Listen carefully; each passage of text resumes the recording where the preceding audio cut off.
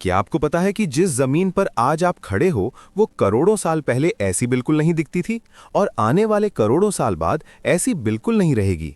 जिस हिमालय पर आज बर्फ गिरी है वहां कभी एक गहरा समुंदर हुआ करता था। सुनने में साइंस फिक्शन लगता है ना, लेकिन हमारी अर्थ के अंदर और बाहर हर सेकंड एक इनविजिबल युद्ध चल रहा है जो इसके सरफेस को लगातार तोड़ और जोड़ रहा है। नमस्कार दोस्तों, वेलकम बैक टू अंश सिंप्लीफायर। और आज हम क्लास 9 एसएसटी के सबसे mind blowing chapter shaping of the earth surface को एकदम डीप डिटेल में समझेंगे। इस वीडियो में हम हर एक लाइन, हर एक छोटी डिटेल को कवर करेंगे ताकि एग्जाम में आपका एक भी मार्क्स ना कटे। तो चलिए शुरू करते हैं। हमारी अर्थ स्टैटिक नहीं है, ये बहुत ही डायनामिक है। अर्थ के सरफेस पर जो भी पहाड़, घाटियां या मैदान आपको दिखते हैं वो दो मेन फोर्सेस का नतीजा है। एंडोजेनिक फोर्सेस यानी इंटरनल फोर्सेस, ये वो फोर्सेस हैं जो अर्थ के अंदर से आती हैं। सोचो कि जमीन के अंदर एक जायंट हीटर ऑन है।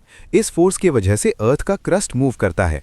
ये फोर्सेस दो तरह की होती हैं, एक सडन जैसे अर्थक्वेक्स और वोल्केनोज जो अचानक आते हैं, और दूसरी स्लो या डायस्ट्रॉफिक जो करोड़ों साल लगाती हैं पहाड़ बनाने में।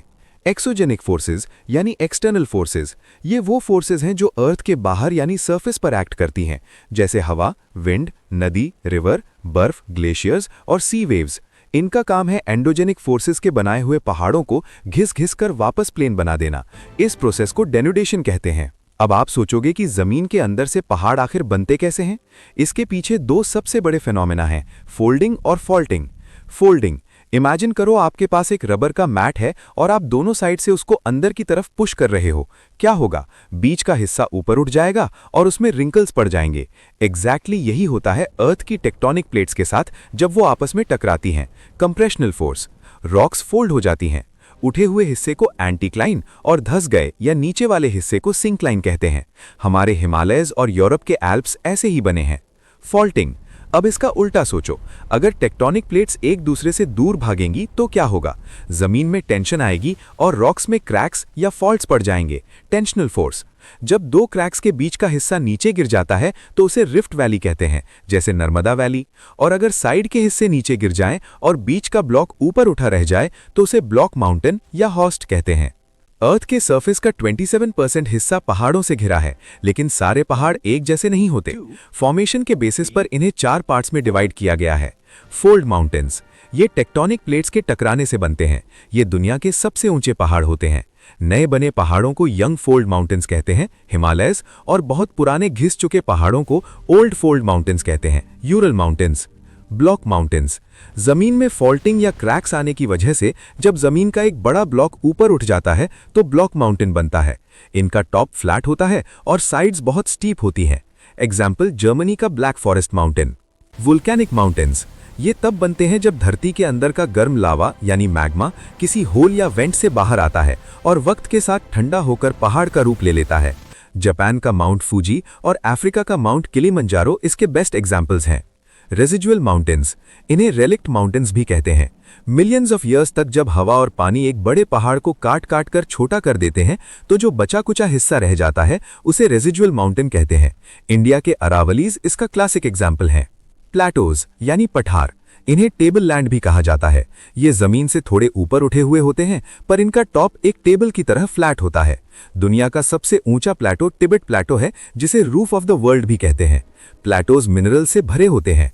इंडिया का छोटा नागपुर प्लेटो इसका बेस्ट एग्जाम्पल है। प्लेन्स यानी मैदान, ये बिल्कुल फ्लैट लो लैंड एरियाज होते हैं। यहाँ न कोई पहाड़ होता है न खड़ी ढाल। प्लेन्स सबसे इंपॉर्टेंट हैं क्योंकि ह्यूमन पॉपुलेशन सबसे ज्यादा यहीं रहती है। इंडिया का नॉर्दर्न प्लेन यानी इंडो गैंजेटिक प्लेन रिवर्स के द्वारा लाई गई मिट्टी यानी सिल्ट या अलूवियम को डिपॉजिट करने से बना है, इसीलिए ये दुनिया की सबसे उपजाऊ जमीन में से एक है।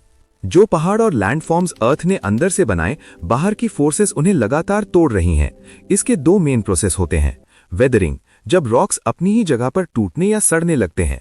फिजिकल वेदरिंग, धूप से रॉक्स गर्म होकर फैलते हैं और रात को ठंड से सिकुड़ते हैं जिससे क्रैक्स पड़ जाते हैं।